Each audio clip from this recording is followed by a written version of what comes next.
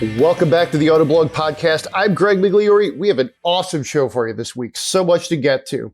There is a new Rolls-Royce. It's electric. It's called the Spectre. There's a new Cadillac. It's electric. It's called the Celestiq. Got some other things. The Sierra EV. That's going to be interesting. And the new Chevy Trax, which I know that doesn't quite fit into these other three. It's pretty cool looking. You probably saw some of the pictures. Maybe you were a bit surprised.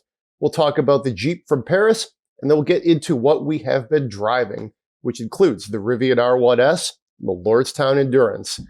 Joel, news editor, who I'm going to bring in here in just 1 minute, has been driving the Toyota Crown. He's going to preview what he did with it, what it's like, but we got to save drive impressions for a little bit later for a future podcast. But he'll tell you what it's like in our on location at the end of the show. So with that, news editor Joel Stocksdale, how are you? Doing all right. Awesome. Let's just get right into it. You saw the Celestiq in person at the Tech Center in Warren, where they're going to actually hand build these things. They're $300,000. It's an extremely long vehicle. I think it's gorgeous. But why don't you take us through your impressions? Because you did see it in real life.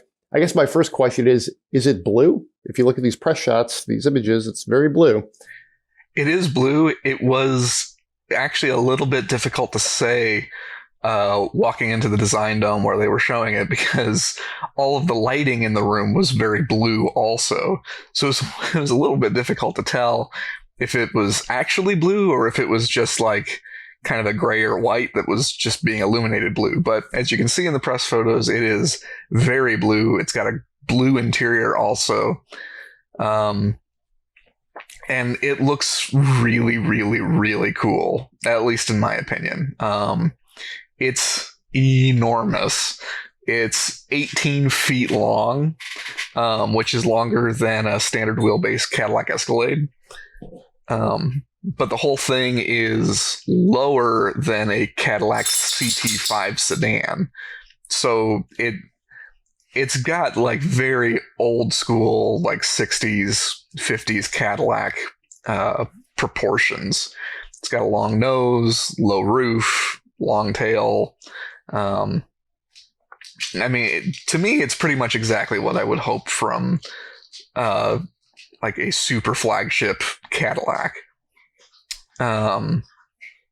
It does look a bit like the Lyriq, and the reason for that is apparently the Celestiq was designed before the Lyriq and was going to be the first like Cadillac EV launch car, but higher ups decided that they needed to get the Lyriq out sooner, so that got moved up, and the Celestiq followed soon after. I don't think it's a bad thing, though. I think the Lyriq is very attractive as well, and honestly, I think this is a case where having the Halo car looks so similar to kind of the mainstream one is a good thing, because this Halo car is such a striking machine, and if it gets people's attention and then they find out that like, oh hey, I can get something that actually looks fairly close to it in a lot of ways and is maybe even a little bit more practical, I think this could really have like a good strong halo effect for like Lyriq. I also honestly think that even at $300,000 plus, because Cadillac will let you customize this basically any way you want. They will do it in any paint job you want, any color or type of upholstery you want, any kind of custom materials and things. All of that will add to the cost and add to the time that it takes to build the car. But I think they'll actually be able to sell them. I think this is something that looks very different to anything else that you can get in this segment, and it looks very special and unique. It's got solid stats also. It's got dual motors rated at 600 horsepower and 640 pound-feet of torque. It's got a 111 kilowatt hour battery pack that should give it about 300 miles or more of range. 0 to 60 in an estimated 3.8 seconds. I mean, I think this is the real deal. I'm excited for it. I really agree with everything you said there. I didn't see it in person. I hope to. I would like to actually drive it someday. I mean, this is like literally Cadillac's entry against, say, Bentley or Rolls-Royce even. When you're talking about a $300,000 price range, they're really going for it. And I think from like a design standpoint, I think they crushed it. When you mentioned like the 60s, that's when Cadillac was king with its design and then its technology in different eras. It's really led with its merits. And to me, this car, I think, brings that sense of, gravitas to the fight. Does a lot for Cadillac. And I think the halo effect is real. We'll talk about some of this maybe later in the podcast, but I am a NACTOY juror, that's North American Car, Truck, and Utility Vehicle of the Year Awards. And the Lyriq out there at testing this week was very popular with jurors who hadn't gotten in it yet. Not everybody gets to the first drive or whatnot. And I don't think it's a coincidence because the Celestiq was revealed like 24 hours earlier. So I felt some of that vibe just driving the Lyriq. I was like, wow, this is a really nice crossover. It feels like, forward looking, but also like sophisticated Cadillac, like it had earned its place, if you will, as opposed to sort of maybe rested on its laurels. But we can get into the Lyriq at another time. But very excited about the Celestiq. I think I'm also very intrigued too how this sort of hand-built operation is going to work at the tech center in Warren. Sprawling campus. They have enough room to put like a little factory in there, so it makes total sense that they do it. We'll see. I think Cadillac needs a halo. They've kind of thrown out some of these concepts for the better part of a decade. You might remember the CL and the CN concepts, and we're all like, these things look great. And then, Pebble Beach comes and goes, and that's it. So to me, it's very impressive that they went ahead and built this formidable, car. So Yeah. I think it's very impressive.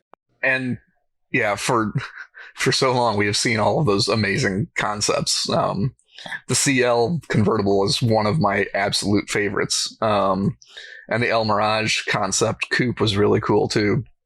Something that's really neat with the Celestiq is that they're doing some cool manufacturing stuff. They're doing a lot of 3D printed stuff. They're doing really large aluminum castings. And they also have this thing called Flex Fab, where they've set up a facility up in Pontiac to make these components that they then send down to Warren for assembly. But they've got these machines that they can just take a flat sheet of metal, and they can program in what it needs to do, and it will cut and fold and punch and pierce and weld these sheets of metal into an actual component.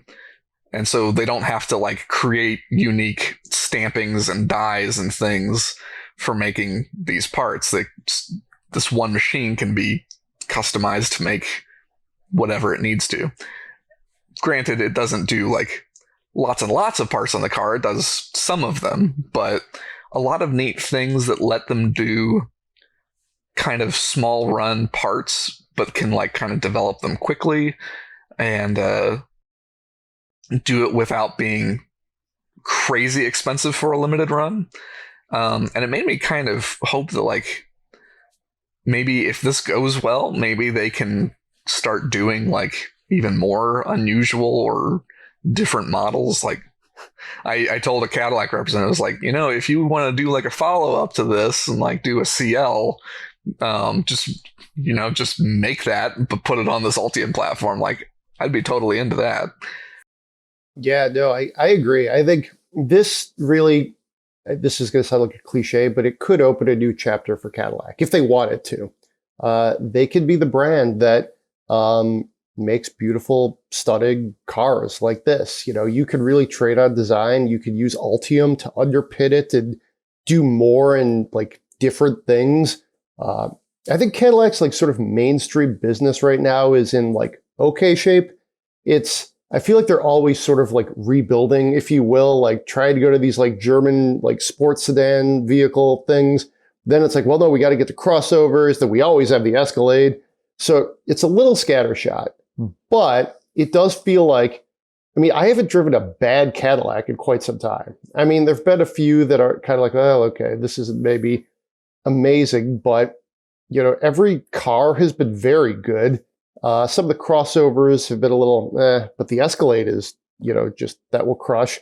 So I'm with you. I think there's definitely room here to try to branch out and use this momentum. And I think the Lyriq is a really good, I think that's a real world sort of way to achieve it. But I would love to see more, even some like mainstream, like SL fighters. Like we had an SL AMG in the fleet recently.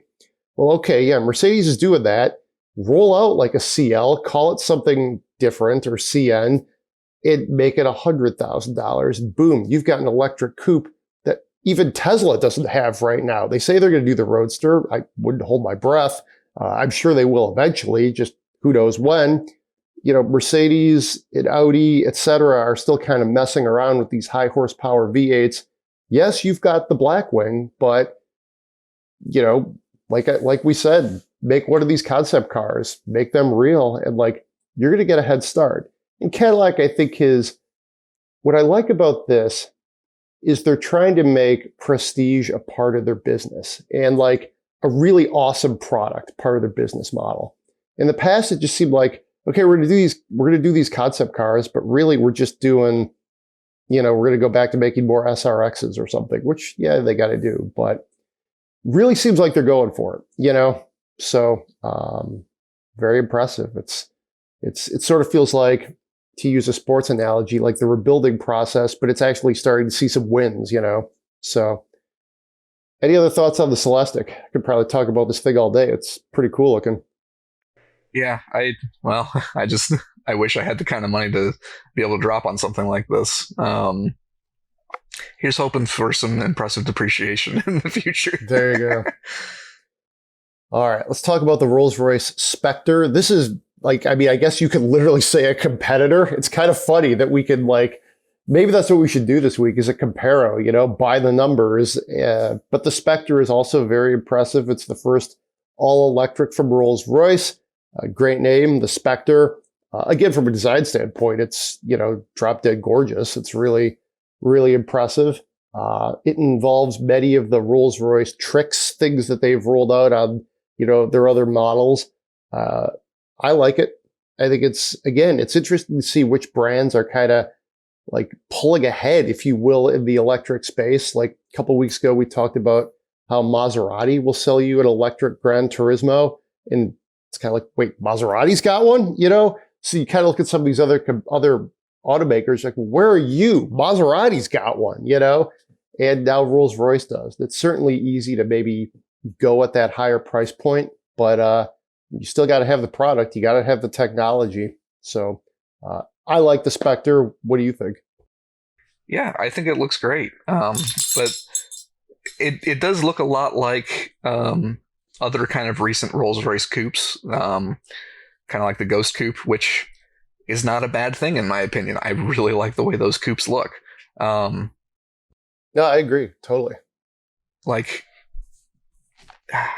I don't mean this I mean this in the best way possible, but it reminds me of something like if Chrysler built a version of the Challenger that was kind of a 300 coupe.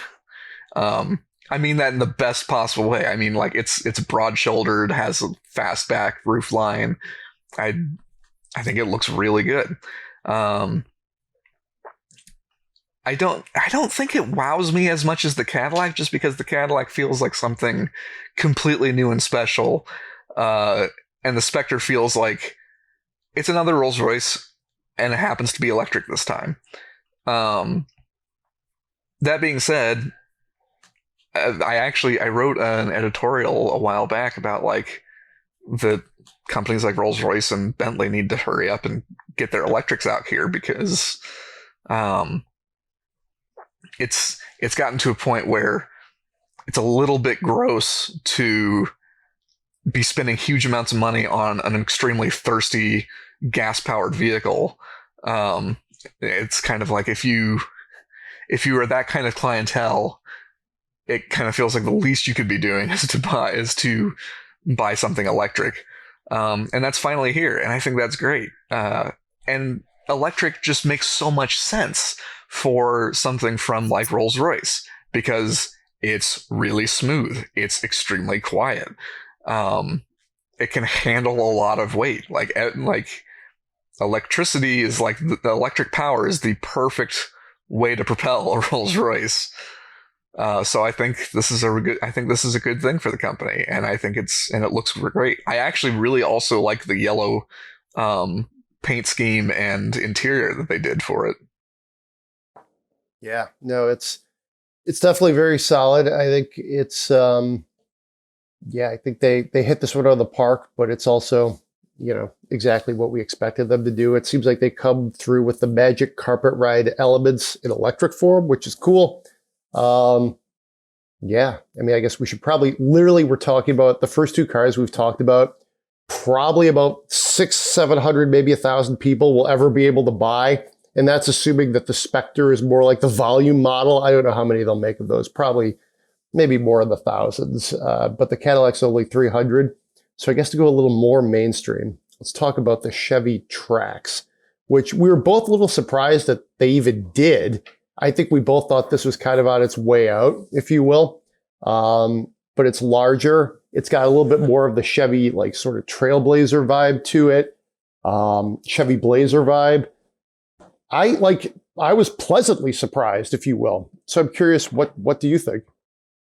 Yeah, I am still a little bit puzzled about kind of its position in the lineup because it is now, whereas the Trailblazer was slightly bigger than the old Trax, the new Trax is now slightly bigger than the Trailblazer, but the new Trax is cheaper than the Trailblazer, so you're getting a bigger vehicle for less money. But that's also offset by the fact that you can't get all-wheel drive on the new Trax, and it only gets the smaller of the little turbocharged engines. But I think it's going to be a good product because it's got a decent engine. It's going to be spacious, and most importantly, it's really cheap. Every single one, including destination, starts under $25,000. So the base one is just a little over $21,000, and like the high trim 2RS or active ones start at $24,995, and that's including destination. Like that is the price. I mean, that's really great pricing for a car that looks nice outside and inside. It's like, it almost feels a little bit like Chevy's stab at sort of, it's not quite a Maverick competitor because obviously it's not a pickup truck and it's not offered with a hybrid, but it's like, if you don't want a truck and that's still kind of your budget, this is a really value-packed vehicle that looks pretty nice. Yeah, that's a really good observation. I could see this as a Maverick, like maybe not competitor, but like sort of something to be cross-shopped with. We all know consumers don't necessarily shop in the neat segments and buckets that we as auto journalists try to put these cars in with good reason. But I can see this. It's in that price point. It's kind of got that almost like quirky, like sort of feel to it. Maybe not quirky, but it's definitely like a design play, much in the same way the Maverick is. It's interesting to me too, because the Trax was, I mean, there's really no bad cars on the market with a few exceptions, but the Trax was pretty underachieving. Let's put it that way, as far as, vehicles in Chevy's lineup. And now it's like, this looks competitive in a segment where, I question how much, how profitable it is, but I mean, it's priced right. It's accessible to anybody. And, just given how like crazy the car market is, if you could get something that like looks cool for this kind of a price, and there's a degree of functionality to it, my guess is this could be a sleeper of like the next, 18 months as far as like car sales. Totally. Yeah. I'm just happy to see any kind of new car that's priced reasonably and doesn't seem like a penalty box to dig up an old car journalism description. Like this actually seems like something that you could be genuinely happy with. It's not gonna it doesn't seem like it's gonna be painfully slow or with like a really crummy interior or really lackluster sign. It's like it seems like just a good value. Yeah, I think it's again pleasant surprise. I think it's a version of Chevy sort of showing itself to be maybe more competitive than it's been in recent years, and I think that's a good thing. So, we'll see. Looking ahead, we've also have staying with the GM family of brands, the Sierra EV coming out. It was revealed Thursday. For those of you listening to the podcast over the weekend, this is sort of our latest reveal of the week. The first trim is going to be over six figures. It's going to be Denali, naturally, and it's like the first edition one. Tons of horsepower. I'm impressed with the range. 400 miles of range.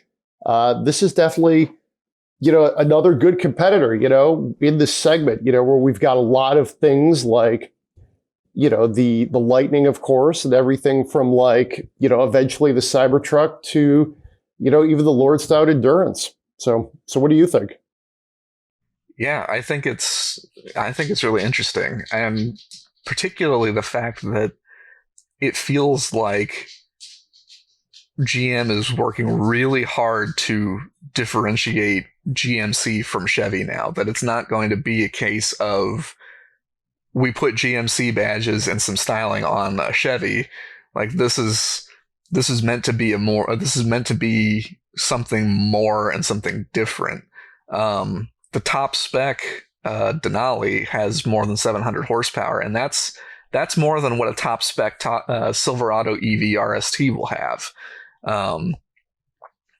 And the interior is dramatically different from the Silverado. The Silverado has an interior that you can see a lot of design. I mean, I hate to use the term design DNA, but there's a lot of relation between the Silverado EV design and what you'll see in Equinox EV, Blazer EV, and actually even the Trax that we were just talking about. The Sierra has a completely different interior. It's looks much more minimalist, lots of straight horizontal lines, one big vertical screen. It looks like really nice materials too. It looks very upscale. But it's interesting that GM is doing a whole lot more to make GMC a more premium, higher capability option to Chevy trucks. I think that's great for the brand, because I feel like for ages the GMC has not really had much differentiation at all. I mean, I have a 97 GMC Suburban parked out front, and you just said it, a GMC Suburban, right? They just gave a Suburban to each brand at different points. So yeah, you said it. And outside of the front grille and badge, it's identical to the Chevy version. Yeah. So it's great to see that GMC is finally kind of getting to be its own thing.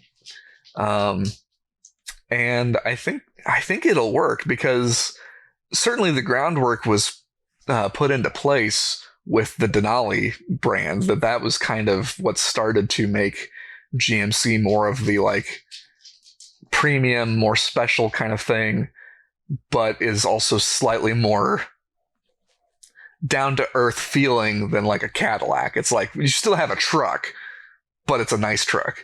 And I think GMC is leaning into that image across the board, and I think that's good for it. I agree. It's interesting to me as General Motors has sort of continued on its electric journey.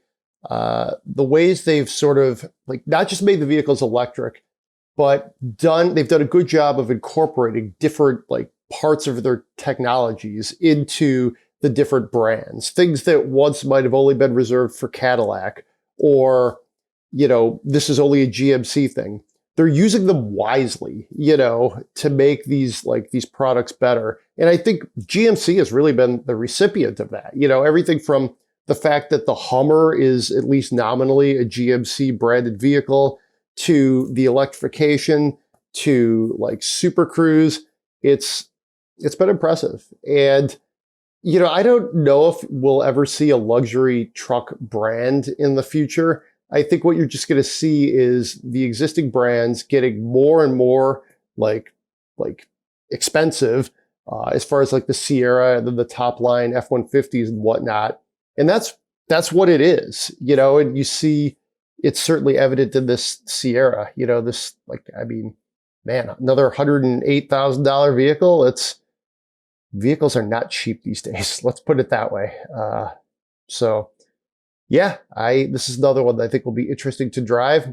Strikes me as something that we'll maybe be testing for Tech of the Year next year. Seems like there's a lot of stuff out here we could, get under the hood and start to really consider. But hey, we got to get through this year's Tech of the Year. More on that to come. We'll have an announcement probably in the next month or so. So that's quite the news section. Let's talk about just a couple of quick notes from Paris. I didn't go this year, sadly. The last time I went was 2016, I think. And it's actually a pretty awesome car show.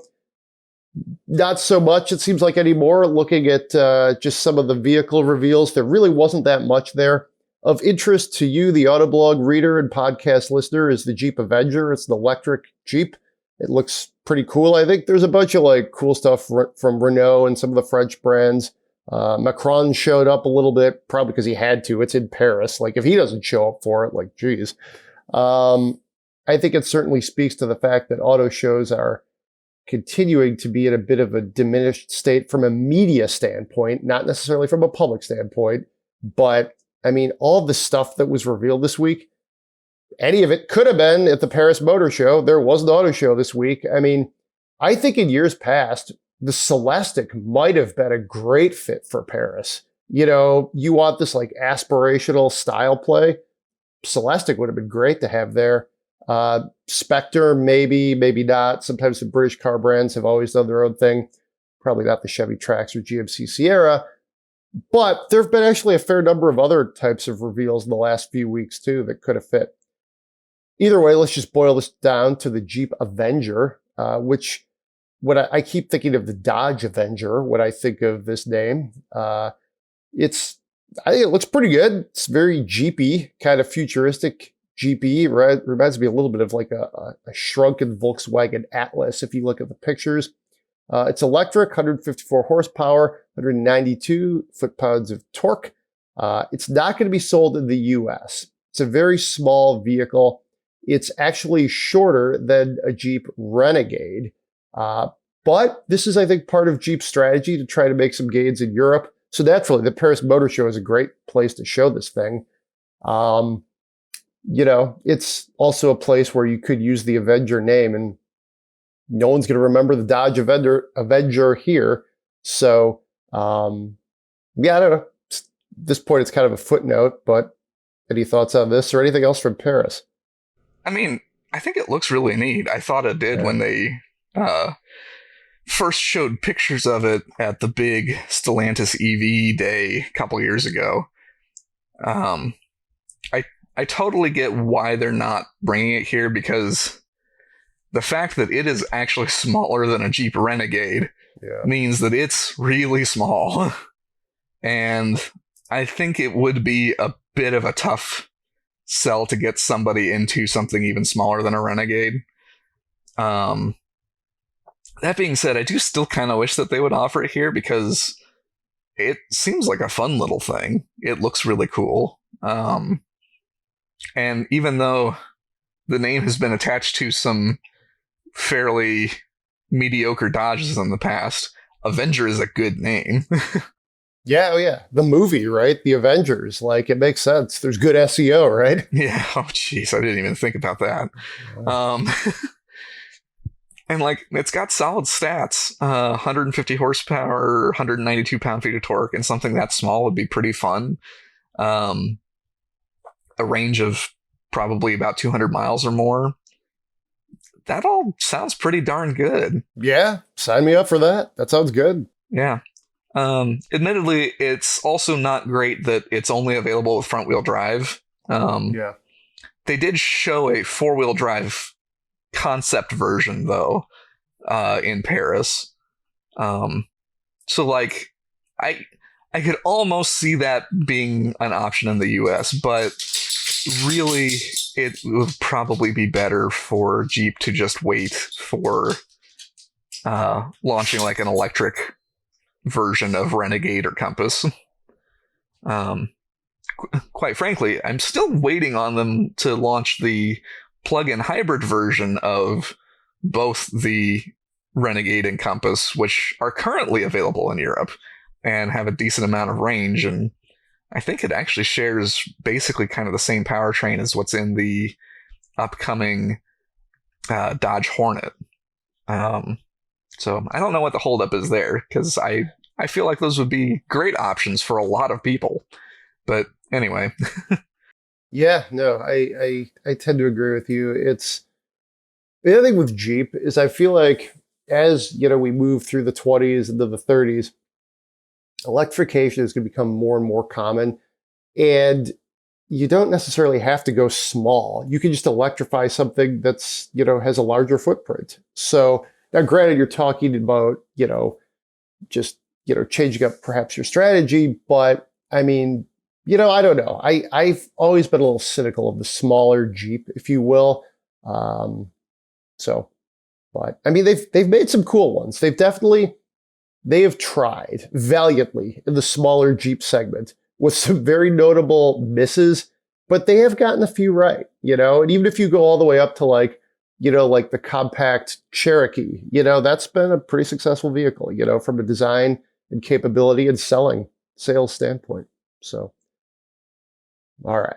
So let's go over to the reviews section.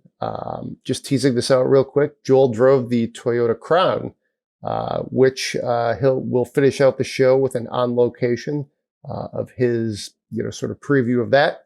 But before we get into it, let's talk about what we've been driving in the fleet. A couple things here. Again, I was out at Car of the Year testing this week, North American Car, Truck, and Utility Vehicle of the Year Awards. It's a privilege to be a juror. It's kind of a pretty fun thing to get to do, actually. Yesterday, I was out there and just like literally I was thinking, man, I've driven like 15 cars today or something like that, and some of the coolest things out there. So it's, kind of fun. It's a lot of work because driving like that many cars in a day is quite frankly exhausting. But two that I'll highlight today, in no particular order. I drove the Rivian R1S and the Lordstown Endurance. So I guess we'll kick things off with the Endurance. Not many people have actually driven one of these. I imagine I'm among the first. It is up for Truck of the Year. So that's a pretty high honor, and it's for its sort of first production vehicle. Lordstown has certainly faced some challenges, that's for sure. But this was their chance to really get the truck in front of a lot of jurists, a lot of journalists, and sort of show the proof in the pudding. Kind of describe what it is. This is very much a fleet play. They are going right after the commercial segment, which I think is interesting. I think you're seeing Bollinger is a company that's going to do that right now. They had tried to go with maybe this high designed SUV truck thing, and then they've pivoted to commercial. I think Lordstown is wise to try to go for what I would say there can be a bit of certainty with the commercial segment, because you take your order from, I don't know, consumers or whoever, DTE or the city of Northville. You've got your orders, so you can build in some cost structure into your business model, which for a startup, I think makes a ton of sense. So how does this thing drive? Well, it's interesting. It is an electric pickup truck. I've only driven a few of those. So the fact that they're getting one to the market like this is definitely an achievement.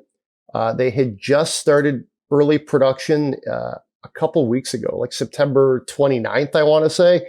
So like barely a month. So pretty big achievement to actually get a vehicle. The testing was in Ann Arbor, Michigan. So they managed to get one up here from Lordstown, Ohio. That's the old Chevy Cruze factory, for those of you that, might not remember that. So that's all the context. I thought the vehicle was pretty well screwed together. You get in something like that, you always kind of wonder, it's like something from a new automaker that, that's the first thing you sort of notice. But I thought it was pretty well screwed together.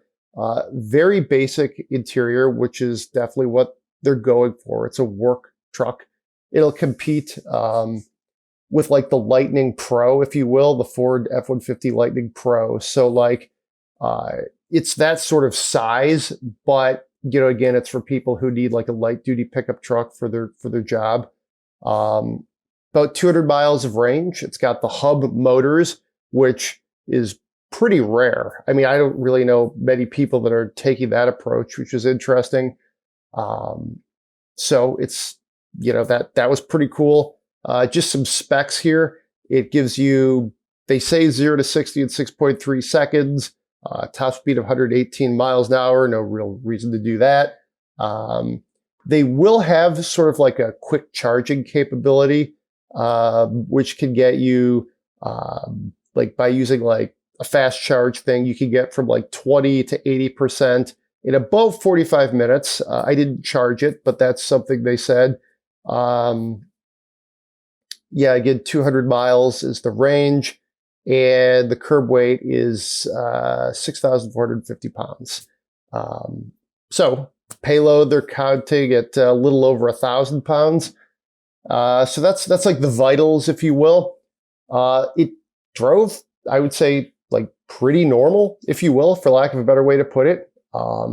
It's quick, but not super quick. Like the Lightning felt quicker. But in some ways, I don't know if that necessarily matters. It's a work truck. It felt quicker than like a 4-cylinder or V6 gas truck, that type of thing, as you would expect. Few different, like there's ways you can like tune the regeneration. And there's also ways you can just tune the general demeanor of the vehicle. So you can do like sport mode, that type of thing, which isn't crazy. It just, goes to a slightly more, edgier approach. Steering felt pretty well sorted. It was, drove like a truck, I guess, for lack of a better way to put it. I think that's a good way to, sum it up. You don't want something that's crazy remarkable, especially from a new automaker. You want your vehicle to feel good, but also like normal. I think, some of the areas we've seen like no less than Tesla fall short is some of their vehicles. Like, you see some quality issues, you like, this has been an issue with them since day one. The build quality isn't there, or like, they did the steering wheel yoke thing, which weirded some people out. Some people like it. Lordstown's not doing any of that. This is very much straight ahead blocking and tackling electric pickup truck. And I think that's a good thing. I was, impressed with its like, I'm impressed with it as like a very like just bare bones, back to basics utility truck. And I think that's what they're going for. Pricing, if you look around, it looks like they're going for about $60,000. I don't have that exactly pinned down. And that's before incentives. So, they're building it in the United States. I imagine they'll be eligible for at least some of the new federal tax credits. I drove it for about 45 minutes, mostly on kind of like open roads. Drove through I wouldn't call this off-roading, but it was like a really muddy, kind of bumpy parking lot just to mainly get some pictures. But, it was fine in my very brief off-road experience. So that's about it. I think it's an achievement that they are building the truck, as we've seen with many new automakers. Just simply doing that is not an easy task. Looks kind of interesting. It's got like, it's very simple, but they're going for almost like a stormtrooper look. If you look at it, it's white. It has this kind of black trim. I think LED headlights. The charge port is right up front. So I tend to like that in vehicles. I like it like having it right up in the front where you can point the vehicle somewhere or like in the back. So it's just an easy, like, if you're at a charge point or EVgo or something, you can do it that way. Good visibility. Again, super basic. Like I was asking about like the infotainment. And they were like, well, we're going to go with internet radio. And I'm like, oh, geez, okay. I had to try to remember what internet radio is. But everybody has their podcasts and their, streaming like radio on their phone. That's a way to keep things simple. The screen, if you will, everybody's got to have a screen. It was pretty good. It was pretty colorful. I was able to, like, it worked, like using a touch screen. I can think of a couple 100-year-old automakers, more than a few, that their touchscreens don't work. So like all that stuff worked. There was some redundant knobs and buttons. Just solid execution, I don't know. I'm literally probably one of only a few people who've driven it. What do you think? Any questions? What do you think of it? Yeah, one of the things that I was really curious about is with the hub motors. Yeah. I figured that's going to add a lot of unsprung weight. Especially having them at all four corners. And I was curious, like, and also the fact that it's got, I believe, a very like traditional truck rear end on it, that it's a solid rear axle and leaf springs. And so I was like really curious about kind of the ride and handling on it. Yeah. I didn't detect anything like crazy due to the driving, like the ride character, the handling, any of that due to the motors. It drives kind of like a truck. I would say I tend to almost put it, it reminded me a little bit of, like, dimensionally, it's like an F-150 Silverado, and it kind of rode like one of those. It wasn't particularly, like, comfy, like, say, a Ram can be. Ram, just they know how to really make a chassis comfortable in a truck. But it wasn't unduly harsh. Like, it wasn't like driving, like, even like a last-gen Tacoma or something where you're like, oh, geez, this hurts. It was pretty, like, fine. It wasn't like, oh my gosh, this is like the Rolls-Royce Cullinan of full-size work trucks, but it was fine, so that worked out, pretty well. I didn't do like, hit the bumps really hard. So it was a little hard to get a sense of like suspension testing, like maybe like you would do at like the chatters at a proving ground or something. But yeah, it's my thought is like, the F-150 Lightning Pro is really like just in some ways the gold standard, because not only do you get like an F-150, you get an electric F-150. They're pretty competitive on pricing with it. And you can get all sorts of things on it too. Like you don't have to like you can make that a pretty nice truck if you want it to be, with things like, onboard scales, that sort of thing. You can get all the Ford touchscreens, that type of thing. Like if you want your work truck to be maybe a little snazzier, Ford can get that for you. And of course, they've been building trucks since like World War I. Like that's there for you. That's always going to be there. And it's always tough to go up against like, that level of like competence. But I think we're going to see more entries, and, this is solid. Like if you were, I don't know, Edison or, whatever, just making up utility bell, like the Pawnee Utility Company or something, and you needed like, a fleet of trucks, like it's definitely something like put it on your radar, I'll be interested to see where the pricing shakes out. Cause I feel like, when I look at where the Lightning's at and also where like, the Endurance is at, it's, Ford seems to be getting in pretty aggressive with their pricing. Let's put it that way. And then it's only going to get more competitive with the Silverado work truck. That's a very impressive looking vehicle. I imagine when Ram ends up getting their like electric truck to the market, they're like, I can't imagine Ram won't get into the commercial segment. I don't know why they wouldn't. They're there in every way currently.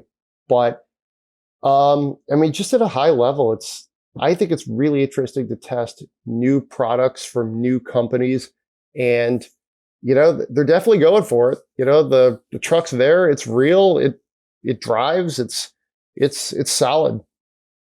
Yeah, I've got a few thoughts on this. And I guess like one of the first things I want to say is that I feel a little bit like Lordstown has not gotten the credit that they deserve, that they are actually building trucks now. And like, even with as turbulent as its history has been, going through executives and having all kinds of financial issues and all of that, they actually are building trucks. And actually, we've seen like for the last couple of years that like they've been developing like their frames and suspension and motors.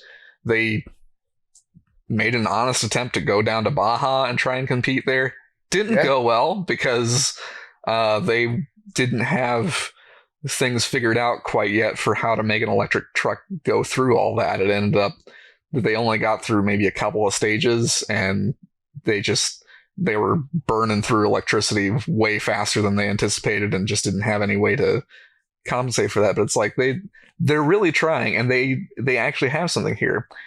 And I feel like it should be pointed out that like they actually have real trucks that exist and can be driven. I drove one, man. Yeah, it's real. And a certain more prominent electric car company with a perhaps overly prominent CEO still hasn't released their very prominent Cybertruck. Yes, I'm talking about Tesla. Like, that thing is still very much MIA. And now this little startup has the real deal. And like some people have seen prototypes kind of out testing with kind of poor body fitment and stuff, but it's like, well, they are prototypes, and it's like, but also they've got real prototypes running around out there that they're testing with, and now they've got like production spec cars that they're getting into the hands of actual car reviewers. So I feel like they do deserve a lot more credit than they often get. I do have some concerns because the fleet electric truck market is going to be very quickly filled up by Ford and GM. I mean, the Lightning Pro is already out, and the Chevy Silverado EV work truck is just around the corner. Both of them will be starting at under $50,000, which is probably going to undercut the Lordstown truck. Plus, both of those companies have decades and decades of fleet sales and fleet support and software to go with. Like, if you need a lot of trucks and you want ways to manage them and maintain them, and both of those companies know how to take care of you because they've just been doing it for ages with like commercial vans and commercial trucks. And that's a really tough thing to compete with, no matter what kind of startup you are, no matter what your resources are. It's just those companies have the infrastructure, the history, the experience. They know how to handle it. I do kind of wonder if maybe there would be an opportunity, though, for Lordstown, in the sense that supply chain issues are a really big problem. And there's probably a lot of people clamoring to get a hold of like F-150 Lightnings. And if it's just going to be so much of a hassle to get one of those, or you're going to be facing gigantic markups, maybe that's an opportunity for Lordstown. That's like, hey, you may be waiting like an entire year or something on that F-150, maybe, but we can have one to you sooner. And that could be a big difference for a fleet, I imagine. Yeah, I mean, like we said, though, it's a tough market. But again, they have a truck out there. Tesla doesn't. And that's not necessarily a good or a bad thing. Companies struggle. Ford has had some highly publicized issues with different quality of some of their vehicles. Sometimes it takes a minute, if you will, no matter how long you've been building these things. But overall, I thought it was a solid execution. I think if they can get a few customers, get them on the books, it only takes one, get a couple customers, bank that money, and, we'll see what happens. So, yeah, that's the Lordstown Endurance. I'm intrigued to drive drive it again, drive it for longer, take a closer look at some of it, and go from there. A slightly more established automaker is the Rivian R1, is Rivian, and I drove the Rivian R1S. This is the sport utility vehicle version of the R1T, which I actually drove last year. It was up for Truck of the Year. Some people have driven it. It's, I think it's quite simply, it's the SUV version of the truck. So there's that. It's powerful. The one I drove was $97,000 plus. Beautiful shade of kind of like slab gray. It was sort of like the stereotypical 3-box SUV, and I think that's a good thing. It felt kind of expensive and different in the way sort of like Land Rovers and Jeeps sometimes do. So that was cool. It's just a solid vehicle to, drive around in as far as an SUV. With the SUV, there's fewer tricks than you might see in the R1T, where they have that like sort of pass-through thing in the back.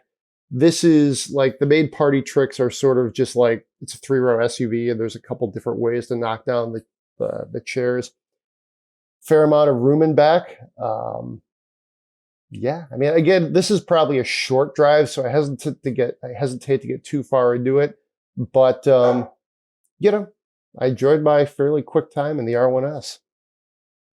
Yeah, it's a handsome looking SUV. I mean, I assumed with how raved the reviews have been for the R1T that the R1S would be just as good, but with more roof. Yeah. And the interior is beautiful, kind of like that rugged, outdoorsy LL Bean sort of feel. A lot of different ways you can spec it out. Infotainment was good. I noticed the regeneration was pretty strong, which you would expect in an SUV. But, I would just say this. I've driven other electric vehicles that are sort of smoother, if you will, including the Cadillac Lyriq. So, it's kind of like a rough and tough SUV.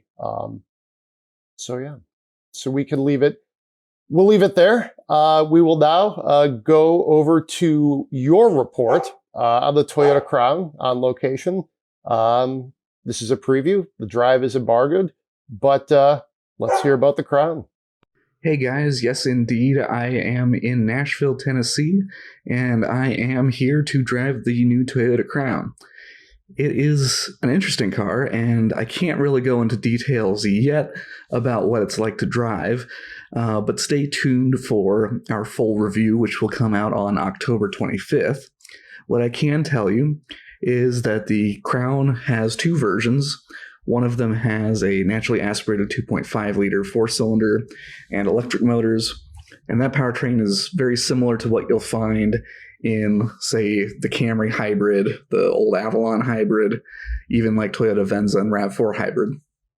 There's also a higher-end version with the Hybrid Max powertrain, which combines a turbocharged 4-cylinder with two even larger electric motors, and interestingly, a 6-speed automatic transmission. And that automatic transmission was chosen primarily to provide a more direct feeling when it comes to acceleration and shifting and kind of connection to the driver. It is exclusive to this car at the moment, but talking with the chief engineer, it sounds like it could be adapted to other Toyota products relatively easily. Obviously, it would require additional work to make it work, but overall, not completely impossible to do. So you never know. Might see it show up in future models. And the Crown is based on the TNGA-K platform, which is shared with Toyota Camry, Avalon, Highlander, Venza, things of that nature. And it's certainly an unusual looking car. It has it's a tall sedan-shaped car, and there are other versions of it coming to Japan. We did learn that the version that we're getting in the US, the lifted sedan looking thing, was the prime Crown, the one that was designed first, and additional models were designed after that one, which will be introduced to the Japanese market. There's no sign of whether we'll get any of those in the US, but depending on how the Crown is received in the US, it could have some impact on whether other Crown variants come to the US. And anyway, that's our little update for the Crown in Nashville. And as I said before, stay tuned for the full review on October 25th. All right. Well, Joel, I don't know. Do you want to thank yourself? Thank you for that report on location. But that's all the time we have today. If you enjoy the podcast, please give us 5 stars on Apple Podcasts, Spotify, wherever you get the show. Send us your Spend My Money. That's podcast@autoblog.com. Be safe out there, and we'll see you next week.